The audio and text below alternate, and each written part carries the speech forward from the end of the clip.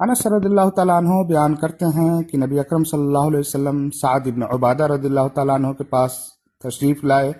تو انہوں نے آپ کی خدمت میں روٹی اور تیل پیش کیا۔ آپ صلی اللہ علیہ وسلم نے اسے کھایا، پھر یہ دعا پڑھی: افطر عندکم الصائمون واکل طعامکم الابرار وتنزلت علیکم الملائکہ، یعنی روزے داروں نے تمہارے ہاں افطار کیا، نیکوکاروں نے تمہارا کھانا کھایا اور تمہارے ہاں رحمت کے فرشتے نازل ہوئے۔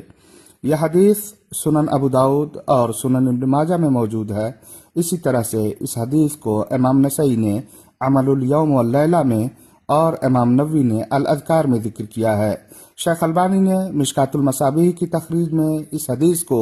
صحیح قرار دیا ہے۔ اس دعا کے تعلق سے درست بات یہ ہے کہ یہ ہر میزبان کے حق میں عام ہے۔ ہر مہمان جو دوسروں کے ہاں کھانا کھائے اسے چاہیے کہ وہ اپنے میزبان کے حق میں یہ دعا فرمائے، کیونکہ انس رضی اللہ تعالیٰ عنہ کی حدیث میں کہیں اس بات کا تذکرہ موجود نہیں ہے کہ رسول اکرم صلی اللہ علیہ وسلم نے سعد ابن عبادہ کے ہاں جب کھانا کھایا تھا اس وقت آپ روزے کی حالت میں تھے، بلکہ سنن ابن ماجہ کی روایت میں جو الفاظ وارد ہیں کہ اللہ کے رسول صلی اللہ علیہ وسلم نے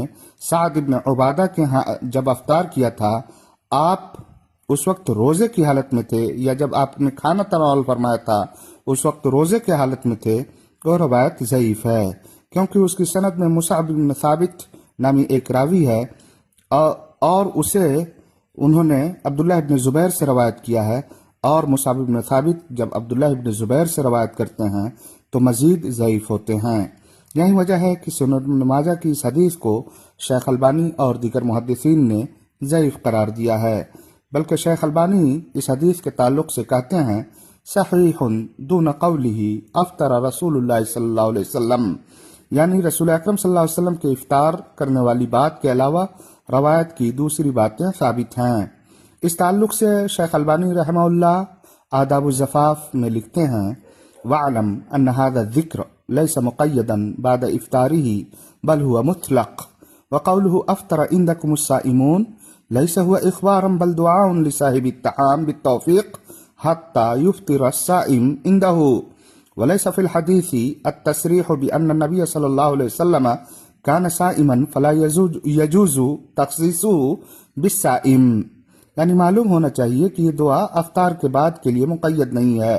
بلکہ مطلق ہے، اور رسول اکرم صلی اللہ علیہ وسلم کا فرمان افطر عندکم الصائمون خبر نہیں بلکہ کھلانے والے کے حق میں دعا ہے کہ اللہ توفیق ارزانی فرمائے کہ روزے دار اس کے پاس افطار کریں۔ اس حدیث پاک میں اس بات کی صراحت موجود نہیں ہے کہ اللہ کے رسول صلی